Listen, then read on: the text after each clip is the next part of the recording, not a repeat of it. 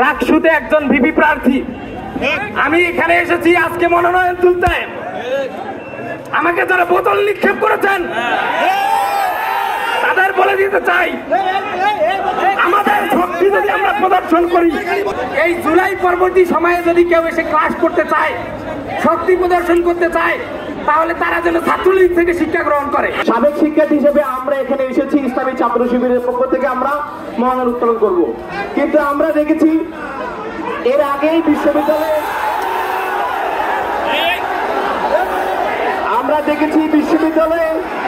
এর আগে একটি মহল এখানে বিশৃঙ্খলা তৈরি করেছে।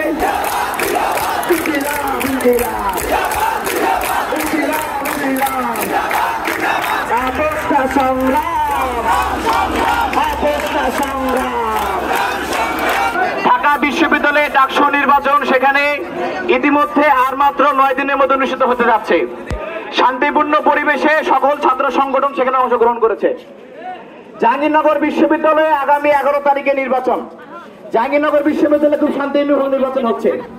আজকে আমরা ইসলামী ছাত্র শিবির মনোনয়ন উত্তোলনের লাস্ট ডেট, সে উপলক্ষে একজন এই বিশ্ববিদ্যালয়ের শিক্ষার্থী হিসাবে, সাবেক শিক্ষার্থী হিসেবে আমরা এখানে এসেছি ইসলামী ছাত্র শিবিরের পক্ষ থেকে আমরা মনোনয়ন উত্তোলন করব, কিন্তু আমরা দেখেছি এর আগেই বিশ্ববিদ্যালয়ে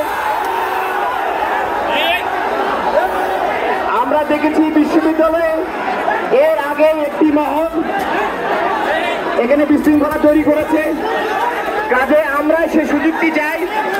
আমরা মনোনয়ন উত্তোলনের জন্য এখানে এসেছি। মনোনয়ন জমা নিয়ে উত্তোলন করে এখান থেকে আমরা চলে যাব। এজন্য আমরা অনুরোধ করতে চাই যে আপনারা যে আন্দোলন চালিয়ে যাচ্ছেন, এই যৌক্তিক আন্দোলন সবার অধিকার রয়েছে এবং সবাই আন্দোলন করার অধিকার এখানে রয়েছে। আপনারা আন্দোলন অবশ্যই করবেন। আপনাদের প্রত্যেক যৌক্তিক দাবি প্রশাসন অবশ্যই মেনে নিবে, আমরা আশা করছি। রাকসুতে একজন ভিপি প্রার্থী। আমি এখানে এসেছি আজকে মনোনয়ন তুলতে। আমাকে যারা বোতল নিক্ষেপ করেছেন তাদের বলে দিতে চাই, আমাদের শক্তি যদি আমরা প্রদর্শন করি,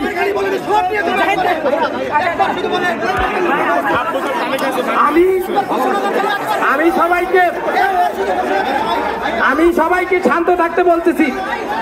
আমরা ভালোবাসা বিলাতে চাই, আমরা কারোর সাথে দ্বন্দ্বে জড়াতে চাই না।